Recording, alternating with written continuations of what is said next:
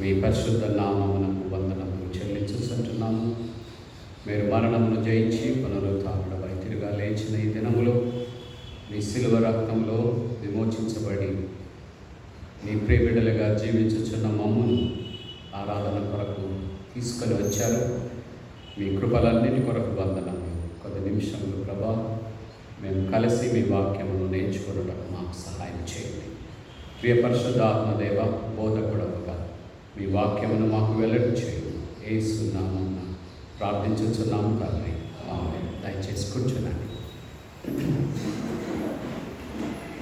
క్రీస్తునందు ప్రియమైనటువంటి దేవుని సంగమం, క్రీస్తు ప్రభుల వారి నామంలో మీ అందరికీ కూడా శుభములను తెలియచేస్తూ ఈ ఆదివారం ఎడ్యుకేషన్ సండేగా, విద్యా ఆదివారం, విడుదల కొరకు ఉపాధ్యాయులను దేవుడు సాధనములుగా వాడుకొనుట, విడుదల కొరకు సాధనములుగా టీచర్స్.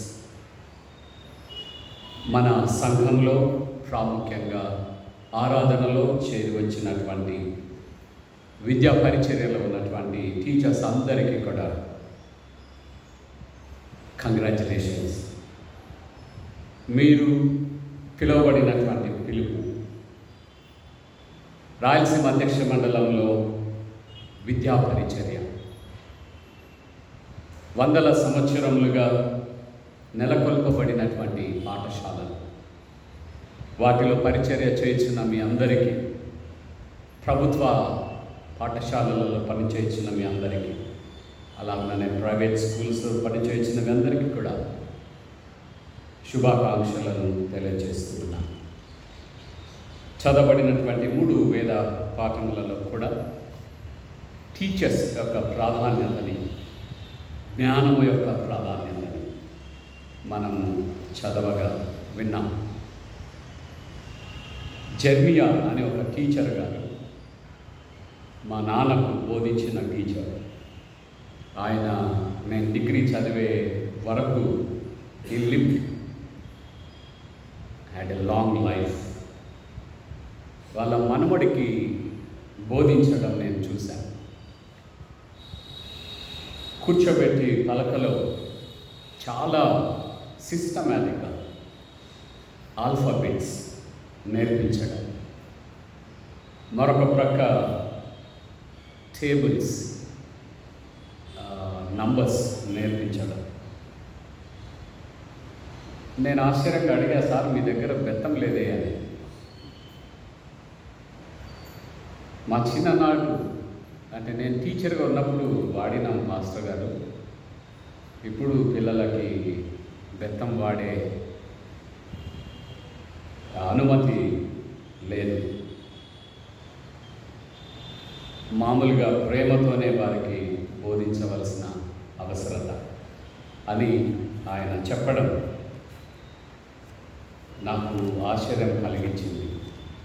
మనమందరం కూడా 1వ తరగతి నుండి విద్యను ప్రారంభం చేసినటువంటి వారమే. ఎవరం కూడా యూకేజీ, ఎల్కేజీ నుండి ప్రారంభం చేయలేదు. There are youth that they have started their career 3.5 సంవత్సరాలకే. మనందరం కూడా 5 సంవత్సరాల వరకు అమ్మ దగ్గర ఆడుకున్నాము, ఇంటిలో బాగా అల్లరి చేశాము. వీడు చాలా అల్లరి చేస్తున్నాడని స్కూల్లో చేర్పించిన వాళ్ళు కూడా చాలామంది ఉన్నారు. ఎనీహౌ, టీచర్స్ యొక్క ప్రాధాన్యత మనం అందరం కూడా ఎరిగినటువంటి, అనుభవము కలిగినటువంటి వారు. ప్రాముఖ్యంగా ఫస్ట్ 5 క్లాసెస్లో 1 to 5th స్టాండర్డ్ వరకు మన టీచర్స్ని మనం ఇప్పటికీ కూడా గుర్తుపెట్టుకొని ఉంటాం. ఆ తర్వాత టీచర్స్ ఒకవేళ ఆయన హీరోయిన్ అయితే గుర్తుంటారు తప్ప వాళ్ళని మర్చిపోతాం. కానీ ఫస్ట్ 5 స్టాండర్డ్స్లో 1 నుండి 5వ తరగతి వరకు బోధించిన మన టీచర్స్ మనల్ని గుర్తుంచుకుంటారు, మనం కూడా వారిని గుర్తుంచుకుంటాము. వారు మన జీవితాలని కట్టినటువంటి, మన విద్యా కెరీర్ని, ఎడ్యుకేషనల్ కెరీర్ని కట్టినటువంటి వారుగా మనం జ్ఞాపకం చేసుకుంటాం. పాత నిబంధన భాగంలో, పత్రికా భాగంలో, సువార్త భాగంలో విద్య యొక్క ప్రాధాన్యత మనం చూస్తాం. సొలొమోను మహారాజు ప్రారంభ దినములను రాజుల గ్రంథం మొదటి గ్రంథంలో 3వ అధ్యాయంలో ఆయన రాజు చేయబడ్డాడు అని నేను అంటున్నాను, కానీ చాలా హార్డ్షిప్ తర్వాత రాజు అయ్యాడు. చాలా యుద్ధాల తర్వాత రాజు అయ్యాడు. ఇంటిలో పెద్ద గొడవ అయిన తర్వాత రాజు అయ్యాడు. ఆ రాజసింహాసనం మీద కూర్చోవడానికి చాలామంది పోటీ పడ్డారు. తమను తాము రాజుగా కూడా ప్రకటించుకున్నారు. ఈ అడ్డంకులన్నిటిని నుండి ఆయన బయటికి వచ్చి సింహాసనం మీద కూర్చొని పరిపాలన ప్రారంభించిన దినములలో కన్నటువంటి కళ, దర్శనంలో దేవుడు కనిపించి ఆయనని నీకేం కావాలా అని అడిగారు.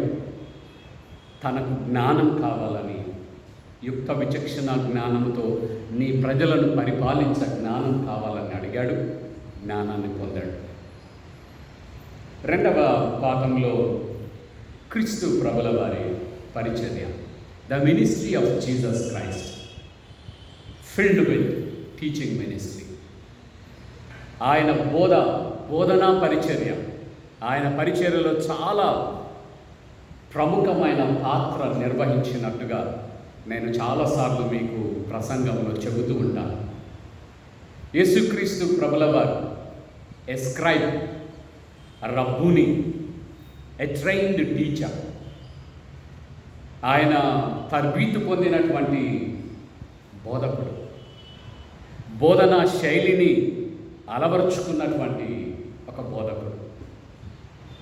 వింటున్నటువంటి ప్రజల హృదయాలలోనికి తను తీసుకొని వచ్చిన, పరలోకం నుండి తెచ్చిన నిత్యత్వ దైవ సత్యాలని బోధించారు.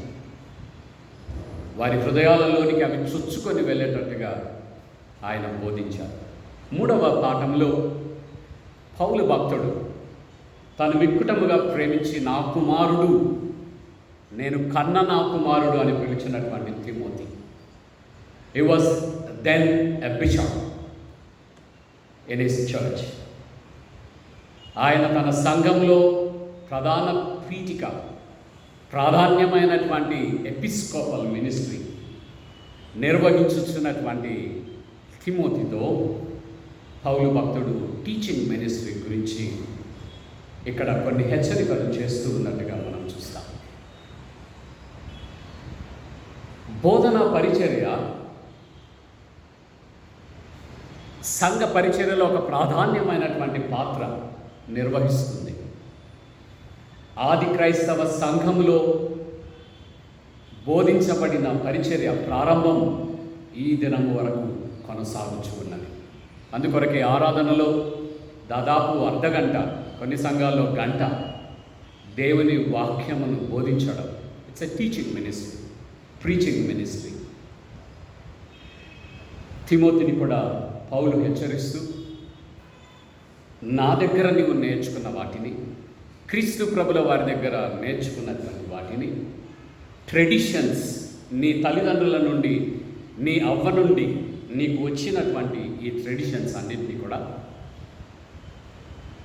నీ దగ్గరికి సంఘంగా కూడి వచ్చి వారికి బోధించడం మరవవద్దు అని హెచ్చరించున్నటువంటి కాంటెక్స్లో 3వ పాఠం మనం చదవగా విన్నాం. మీరు నాతో కూడా రాజుల గ్రంథం మొదటి గ్రంథంలో 3వ అధ్యాయాన్ని చూచినట్లయితే, సొలొమోను రాజుగా పట్టాభిషేకము పొందిన పిదప ఆయన ఎంతో కలత చెందినటువంటి హృదయంతో నింపబడి ఉన్నాడు. మనం కూడా ఏదైనా సంగతి గురించి చాలా టెన్షన్ పడినప్పుడు నిద్రపోతే అదే కలలో వస్తుంది.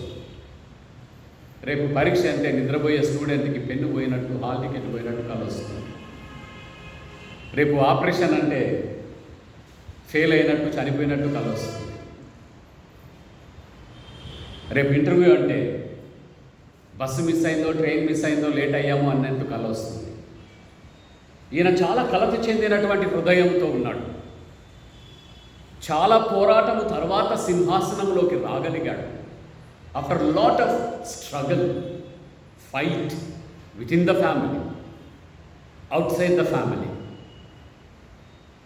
రాజు చేయబడిన పిదప ఆయన గిబియాలో, యెరూషలేములో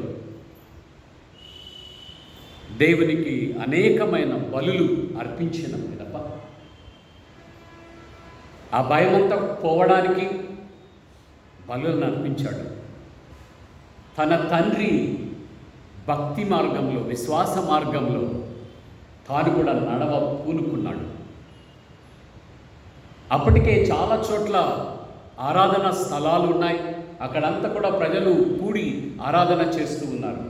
ఈయన రాజు చేయబడిన తర్వాత వాటిని అన్నింటినీ ఆపివేసి సెంట్రలైజ్డ్ వర్షిప్, అందరూ కూడా యెరూషలేము దేవాలయానికి ఆరాధనకు రండి అని ఆజ్ఞలు జారీ చేయించినటువంటి in the beginning of his reign, తన పరిపాలన ప్రారంభ దినములలో ఆయన కలను కంటూ ఉన్నట్టుగా మనం చూస్తాం. దేవా, నీ కృపలన్నిటిని నేను జ్ఞాపకం చేసుకుంటూ ఉన్నాను. నా జీవితంలో మీరు చేసిన అద్భుత కార్యములను నేను జ్ఞాపకం చేసుకుంటున్నాను. నా తండ్రి జీవితంలో రాజుగా పరిపాలన 40 సంవత్సరాలు ఆయన పరిపాలన చేసినప్పుడు మీ నమ్మకత్వాన్ని నేను జ్ఞాపకం చేసుకుంటున్నాను. దేవుని సన్నిధిలో ఈజ్ రియలైజింగ్ ఈజ్ నథింగ్. మనం కూడా చాలా సందర్భాలలో దేవుని సన్నిధిలో ఎక్కువ సమయం గడుపుతూ ఉన్నప్పుడు మనం ఎలాంటి వారమో గ్రహించగలుగుతాం. మన జ్ఞానం పైన మనం ఆధారపడ్డాం, మన అనుభవం పైన మనం ఆధారపడ్డాం, మన అధికార దర్పం మీద మనం ఆధారపడ్డాం. He realise that is nothing. తన ఎదుట ఉన్నటువంటి కార్యములు చాలా పెద్దవి.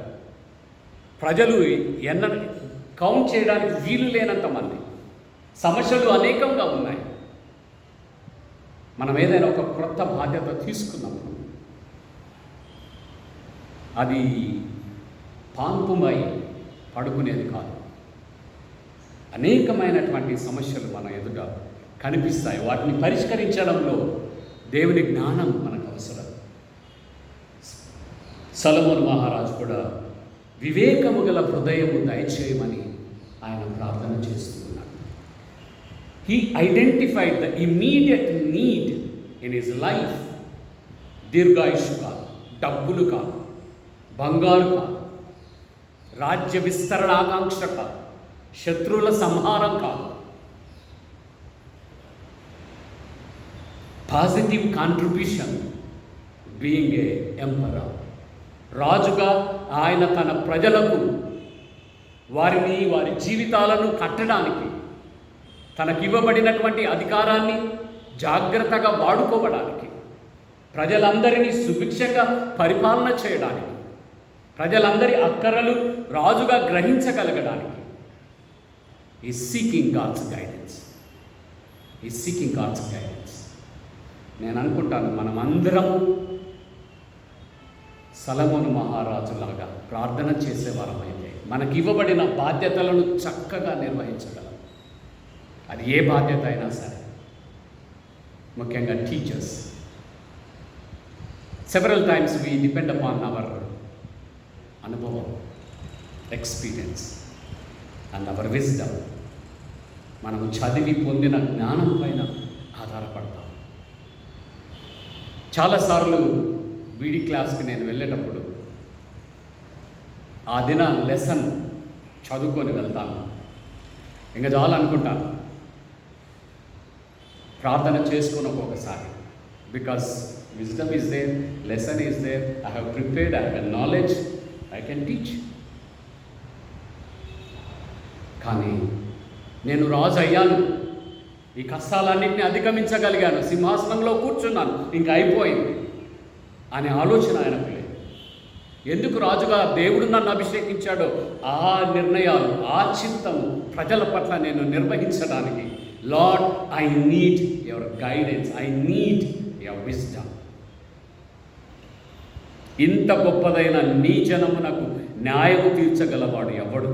కాబట్టి నేను మంచి చెడ్డలను వివేచించి నీ జనులకు న్యాయం తీర్చున్నట్లు నీ దాసుడైన నాకు వివేకము గల హృదయము దయచేయి.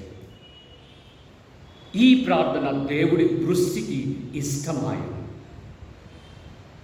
ఈ ప్రార్థన దేవుడి దృష్టికి ఇష్టమాయను. నా ప్రజలను పరిపాలించడానికి నీవే నాకు అధికారం ఇచ్చావు. ఆ అధికారాన్ని జులాయిగా నేను వ్యర్థము చేయాలి. నా స్వంత ఇష్టాలు నెరవేర్చుకోవడానికి వ్యర్థము చేయాలి. నాకు జ్ఞానం కావాలి. ఆయన ఆ ప్రార్థన దేవుడు ఆలకించి జ్ఞానము చేత నింపాడు. 3000 సామెతలు రాయగలిగాడు. 1050 పాటలు, కీర్తనలు పాడగలిగాడు. ఆయన మునుపు ఆ జ్ఞానము కలిగిన రాజులు కానీ, ఆయన తరువాత ఆ జ్ఞానము కలిగిన రాజులు కానీ లేరు అన్నది చరిత్ర నిర్దేశించినటువంటి ప్రూఫ్. ఆ పరిపాలనని ఆయన కొనసాగిస్తున్నాడు. సొలొమోను మహారాజు కాలంలో ఇక దినములు గడుచుచు ఉండగా వివాహాలు ఎక్కువ చేసుకోవడం ప్రారంభం చేశాడు. బిల్డింగ్ ద ప్రాజెక్ట్స్ ప్రారంభం చేశాడు. ప్యాలెస్ సర్వాంగ సుందరంగా నిర్మించుకున్నాడు. టెంపుల్ తన దర్పాన్నంతా ప్రదర్శించడానికి టెంపుల్ కట్టాడు. యెరూషలేము చుట్టూ కోట గోడలను నిర్మించాడు. స్వర్ణయుగ పరిపాలన సొలొమోను మహారాజు కాలంలో. నెగటివ్ ఆస్పెక్ట్ మనకి ఇక్కడ బైబిల్లో లేదు. చరిత్ర పుస్తకాలు ఏం చెప్తున్నాయంటే ప్రజలందరి మీద అత్యధిక పన్నులు విధించిన రాజు ఈయనే. నడ్డి విరిచాడు అంటారు కదా. ఆ పన్నులు కట్టలేక ప్రజలు తిండైనా ఉంటుంది కానీ, ఆక్సిజన్ అయినా ఉంటుంది కానీ, పంటలు పండుతాయి కానీ పన్నులు చెల్లించలేక ప్రజలు అలసిపోయారు. తన విలాసముల కొరకు డబ్బులను ప్రజల నుండి ముక్కు పిండి ఆయన రాబట్టాడు. I will leave it. మత్తయి సువార్తలోకి మనం వచ్చినట్లయితే యేసుక్రీస్తు ప్రభుల వారి బోధన పరిచర్య. He taught with wisdom. చదవబడినటువంటి భాగంలో చివరి వచనంలో నేను చెప్తాను. ఏలయనగా ఆయన వారి శాస్త్రుల వలె కాక అధికారము కలిగిన వారి వలె వారికి బోధించాడు. With authority use to teach. ఎప్పుడు మనం అధికారంతో బోధిస్తాము?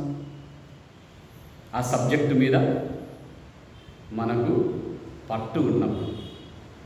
నీకే సిద్ధాంతం తెలియదు అనుకోండి, ట్రినిటీ గురించి నేను మీకు చెప్తున్నాను, నాకే తెలియదు అనుకోండి, ప్రారంభం చేసినప్పటి నుండి చెమటలు కొడతానే ఉంటాయి. నాకు మంచి అవగాహన ఉందనుకోండి, with authority I can teach. యేసుక్రీస్తు ప్రభుల వారు అధికారము కలిగిన వారి వలె బోధింపసాగారు.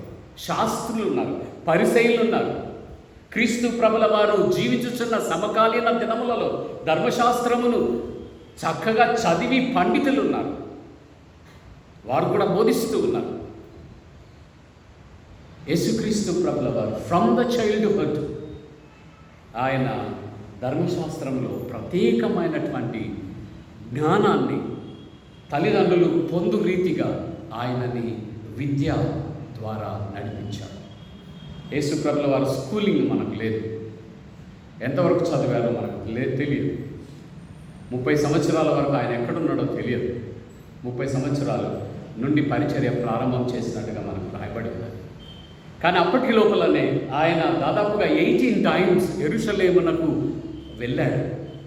యెరూషలేము capital city for them to learn theology. యెరూషలేము ఆ దినములలో it's like Tirupati SV university, Anantapur SK university,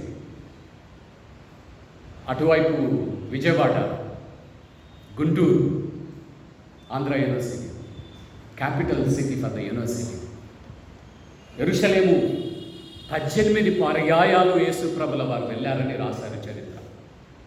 వెళ్ళినప్పుడు అంతా కూడా ఆయన శాస్త్రులతో, ప్రావీణ్యత కలిగిన వారితో కూర్చొని చర్చించిన ఆనవాయితీ, జ్ఞానాన్ని సముపార్జించాడు. ఆయన ప్రకృతిని చదివాడు. యేసు ప్రభుల వారి ఉపమానాలలో మీరు చాలా గమనిస్తే ప్రకృతిలో ఉన్నటువంటి చిన్న చిన్న వృక్షాలను, విత్తనాలను, చేపలను, ద్రాక్ష చెట్లని, పండ్లని, ఉప్పును, చేపని ఉదాహరణలు చూపించి పరలోక రాజ్య నిత్యత్వ మర్మాలు హి బ్రాట్ దెమ్ వెరీ నియర్. వారి అనుదిన జీవిత అలవాట్లలోనికి యేసుక్రీస్తు ప్రభుల వారు తన బోధను బోధించినట్టుగా మనం చూస్తాం. He learn from the people in the surrounding society. తన చుట్టూ ఉన్నటువంటి ప్రజల సమూహంలో యేసుక్రీస్తు ప్రభుల వారు నేర్చుకునే ఆనవాయితీ కలిగిన వాడు. ప్రకృతి నుండి నేర్చుకున్నాడు, చుట్టూ ఉన్నటువంటి ప్రజల నుండి నేర్చుకున్నాడు. చాలా సందర్భాల్లో నాకు కూడా అనుభవం, క్లాస్కి వెళ్తా, ఒక టాపిక్ మీద నేను చెబుతూ ఉంటాను. స్టూడెంట్స్ రియాక్షన్ నేను అడుగుతా కొన్నిసార్లు వాళ్ళే ఎత్తి అడుగుతారు. వాళ్ళ రియాక్షన్, వాళ్ళ క్రిటికల్ థింకింగ్ చాలాసార్లు నన్ను కూడా సవాల్ చేసింది. I learn from the students, not that I taught them. నేను వారికి బోధించడం కాదు, వారి నుండి నేర్చుకున్నాను. టీచర్స్గా మీకు కూడా ఇది తప్పకుండా ఒక అనుభవం అయి ఉంటుంది. కొంతమంది పిల్లలు మనల్ని సవాలు చేస్తారు. If you have a mind to learn from the surroundings, యేసు ప్రభుల వారు చుట్టూ ఉన్న ప్రజల నుండి నేర్చుకున్నాడు. తర్వాత 39 పుస్తకాలు వేద గ్రంథం ఆయనకు చాలా నేర్పించింది. ధర్మశాస్త్రం 5 గ్రంథాలు, ప్రవక్తలు, మిక్కుటమైనటువంటి జ్ఞానాన్ని యేసుక్రీస్తు ప్రభుల వారు పొందినట్టుగా మనం చూస్తాం. ఇంకొకటి ప్రార్థన. యేసు ప్రభుల వారి జీవితంలో ఎక్కువ సమయం ప్రార్థనలో గడపడం మనం చూస్తాం. ఆ ప్రార్థనలో యేసుక్రీస్తు ప్రభుల వారు పొందుతున్నటువంటి ప్రత్యక్షతలను, ప్రార్థన బలాన్ని బోధలో ఆయన బయలుపరిచినట్టుగా మనం చూస్తాం. మీరు కూడా వాక్యం వింటున్నప్పుడు పాదిరి గారు ప్రార్థనాపూర్వకం వచ్చి బోధించేటప్పుడు మీ హృదయాలలోనికి వాక్యం దూసుకొని వెళ్తుంది. ఒక్కొక్కసారి మీ వెంట్రుకలు నిక్కబొడుచుకుంటాయి. That indicates the preacher preaching with the power of prayer. యేసుక్రీస్తు ప్రభుల వారు కూడా ఆయన సమయం దొరికినప్పుడంతా కూడా ఒంటరిగా వెళ్ళి ప్రార్థన చేసేవాడు. మనకెందుకో సంఘంలో చాలామందికి బోధించడం భలే ఇష్టం, వినడం అస్సలు అయిపోయింది. ఇంకప్పుడు బోధించడం ఏం ప్రిపరేషన్ అవసరం లేదు, నాకు అన్నీ తెలుసు, నేను అది చదివినా ఇది చదివినా చెప్పేస్తా వాక్యం. యేసుక్రీస్తు ప్రభుల వారు for every preaching he prepared. తండ్రి పాదముల చెంత కూర్చొని ప్రార్థనలో గడుపుతూ జ్ఞానమును పొంది, ఆలోచనలను పొంది, తను చదువుకున్న వాటిని ఆయన ప్రజలకు బోధించేవాడు.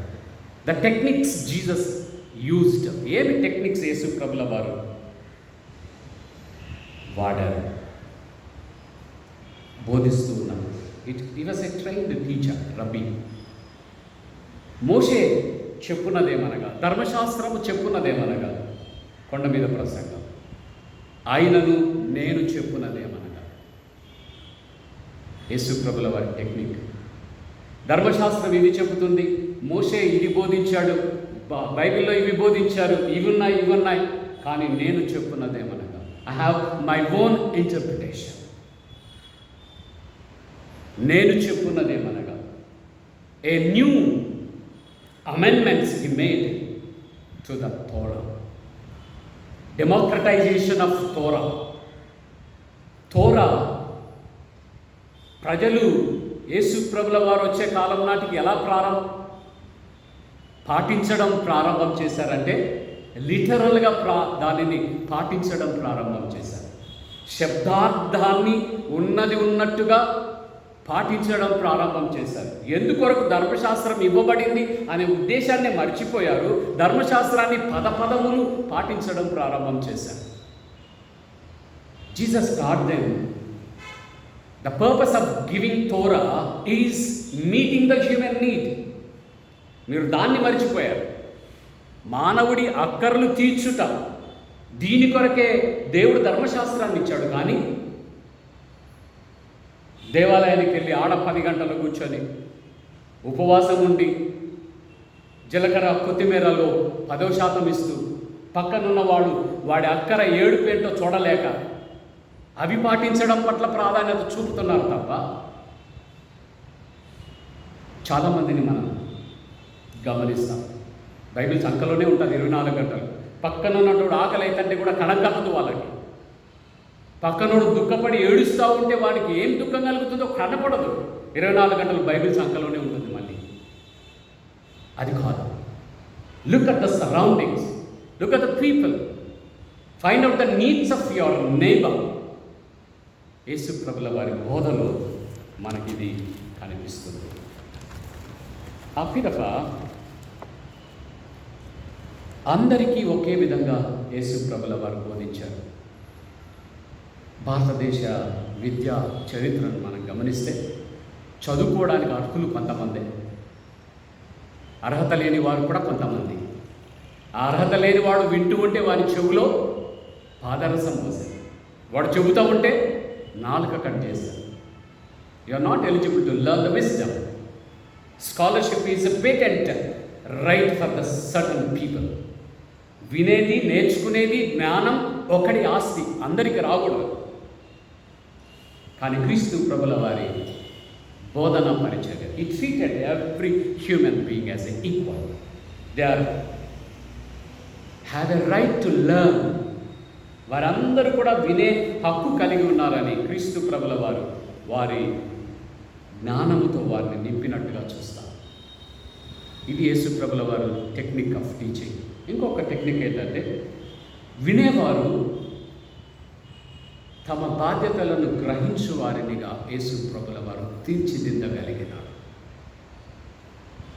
ఊరికే వినడం వెళ్ళిపోవడం కాదు, విన్నవాడు ఆ విన్న బోధని ఆ జీవించడం ప్రారంభం చేసే రీతిగా వారిని యేసు ప్రభుల వారు ఇన్ఫ్లుయెన్స్ చేయగలిగారు. వింటూ ఉంటాం మనం, ఈ చెవులో వింటాం, ఈ చెవుల నుండి వెళ్ళిపోతుంది. పాస్టర్ గారు భలే మంచి ప్రసంగం చెప్పారు ఈరోజు. 2 పాయింట్లు చెప్పురా అంటే నాకు గుర్తులేవు. అది కాదు, యేసు ప్రభుల వారు బోధించిన ప్రతి బోధ created new humanity in individual. వారిలో ఒక వ్యక్తిత్వాన్ని, నూతన వ్యక్తిత్వ వికాసాన్ని క్రీస్తు ప్రభుల వారు బోధించడం ద్వారా కలుగచేశాడు. అందరినీ సమానంగా ట్రీట్ చేశాడు. తర్వాత బోధించుచున్నటువంటి టెక్నిక్ చివరిది ఏంటంటే, వారికై వారే ఆలోచించేవారుగా యేసు ప్రభుల వారు చేయగలిగారు. వారికై వారు ఆలోచించేవారుగా యేసు ప్రభుల వారు చేయగలిగారు. యేసు ప్రభుల వారు చెప్పిన ఉపమానం చివరిలో ఈ అధ్యాయంలో మనకు కనిపిస్తుంది. వినడం, విన్నదాన్ని ఆచరించడం. వినడం, ఆచరించకపోవడం, 2 గ్రూప్స్ ఆర్ దేర్.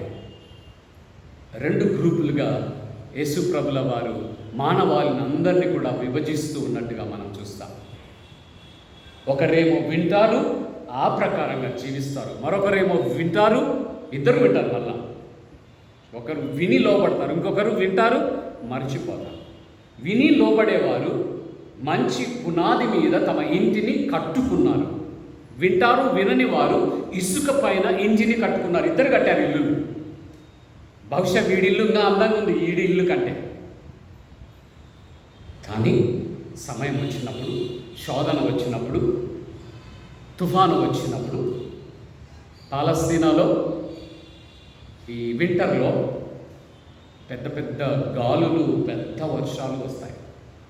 వాళ్ళు చెప్పడం సెప్టెంబర్, అక్టోబర్ ఈ 2 నెలలలోనే వారికి వర్షాలు వస్తాయి. ఆ 2 నెలలలో వచ్చిన వర్షపు నీటిని సంవత్సరం అంతా వాడుకున్నారు. ఆ టెస్ట్ ఆఫ్ ఫౌండేషన్. ఇద్దరూ బోధలు విన్నారు. ఒకరేమో పాటిస్తూ ఉన్నారు, ఒకరు పాటించకుండా చాలా జులాయిగా, సంతోషంగా, ఆనందంగా కాలం గడుపుతూ ఉన్నారు. భవిష్యత్తుని గురించిన ఆలోచన లేని వారు ఒక గ్రూపు, భవిష్యత్తు పట్ల ప్రత్యేక శ్రద్ధ కలిగినటువంటి వారు మరొకరు, యేసు బోధలను, ధర్మశాస్త్రాన్ని చదివి నేర్చుకొని పాటించేవారు ఒకరు. ఇద్దరికి టెస్ట్ వచ్చింది, ఇద్దరికి పరీక్ష వచ్చింది. పరీక్షలో నెగ్గిన వారు విని పాటించేవారు, పరీక్షలో ఫెయిల్ అయినటువంటి వారు విన్నారు, దానిని పాటించకుండా ఉన్నందువలన వాడి పాటు గొప్పది, పడిపోయిన విధానం గొప్పది, నశించిన నాశనం గొప్పది. యేసుక్రీస్తు ప్రభుల వారు ఏమంటున్నారంటే, ఈజ్ ద బిల్డర్. ఆయన ఇంటిని కట్టే ప్లానర్, డిజైనర్, బిల్డర్, కడుతూ ఉన్నాడు. మన ఇంటిని వ్యక్తిగతముగా మనం కట్టుకుంటూ ఉన్నాము. నీ వ్యక్తిత్వాన్ని ఒక గృహములాగా కట్టుకుంటూ ఉన్నావు. ఎలా కట్టుకుంటూ ఉన్నావు? ధర్మశాస్త్రాన్ని, క్రీస్తు బోధలను విని ఆ బోధలను పాటించడం ద్వారా నీ ఇంటిని కట్టుకున్నట్టయితే చివరి పరీక్షలో, తీర్పులో నీవు నిలబడగలవు. లేదంటే కట్టుకుంటున్నట్టే కనపడుతుంది, అందంగా కట్టుకుంటున్నట్టే కనపడుతుంది.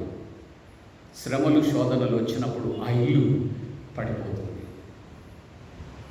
Wise builder and foolish builder. Yesu ప్రభుల వారు దీనిని గురించి బోధించారు.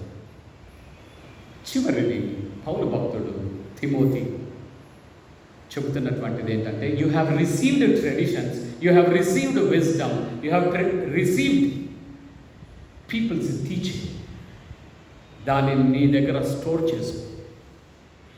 నీ తల్లిదండ్రుల నుండి, తండ్రి కాదు కానీ తల్లి నుండి, అవ్వ నుండి, బోధించిన బోధకుల నుండి, అపోస్తుల నుండి నీవు ఎంతో జ్ఞానాన్ని సముపార్జించావు. దేవుని రాజ్యమును గురించిన జ్ఞానాన్ని సముపార్జించావు. దాన్ని జాగ్రత్తగా నీ దగ్గర పెట్టుకో. ప్రజలకు దానిని బోధించు. నీవు నేర్చుకొని పాటించి ప్రజలకు కూడా బోధించు. ఈ బోధ కొరకు, బోధించుట కొరకే నేను నిన్ను నియామకం చేశాను. నేను నీకు చాలా ఇన్స్ట్రక్షన్స్ ఇచ్చాను, చాలా నీకు నేర్పించాను. పాదిరిలను మేము ఎప్పుడన్నా కూర్చున్నప్పుడు గంట మాట్లాడతాం, 2 గంటలు మాట్లాడతాం. ఎప్పుడు కూడా ప్రసంగం అభివృద్ధి చేసుకో, ఈ పరిచర్యలు ఇలా ఉండు, అలా ఉండద్దు, ఎప్పుడు మాట్లాడుతాం. లేని పాదిరి గురించి మాట్లాడుతూ ఉంటాం. అది మాకు ఫ్యాషన్, ఇష్టం. నోటి దూలు అంటారు కదా, మాట్లాడుతూనే ఉంటాం, వాళ్ళని విమర్శిస్తూనే ఉంటాం. పౌలు భక్తుడు చెప్తున్నాడు, several times I taught you mysteries of kingdom of God. దేవుని రాజ్య మర్మములను నేను నీకు బోధించాను వ్యక్తిగతంగా. మనిద్దరం కూర్చొని చాలా సందర్భాల్లో నేను చెబుతూ ఉండగా నువ్వు విన్నావు, నేర్చుకున్నావు.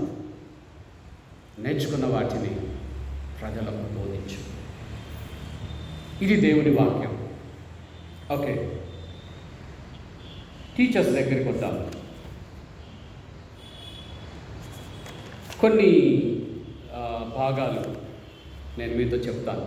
Teachers punctuality, availability, orderliness, sacrifice, exemplary life. ఇవి టీచర్స్గా మనం అలవరుచుకోవలసినవి. నేను బీడీ చదువుతున్నప్పుడు ఒక చర్చ్ హిస్టరీ లెక్చరర్ ఉండే. సంవత్సరం అంతా కూడా యెహోవా దేవుడు యూదులను ఐగుప్తు చెర నుండి విమోచించాను, ఇదే సంవత్సరం అంతా పాట. పాడిందే పాటరా పాసిపల్ల దాసరి. టీచర్ కొత్త విజ్డమ్ ఇవ్వాలండి. స్టూడెంట్ అనుకోకూడదు, పోయిన పాఠమే చెప్తున్నాడు సార్ ఈయన, మళ్ళా చూ నేర్చుకుందామని నేను వచ్చాను, ఏమీ నేర్పించట్లేదు. No, punctuality. నేను పనిచేసిన ఏసీటీసీలో 1 అవర్ మాకు పీరియడ్. టీచర్ అమ్మ రావడానికి 20 నిమిషాలు పడుతుంది, 20 నిమిషాలు లేట్కి వస్తుంది. The student will forgo 20 minutes of wisdom.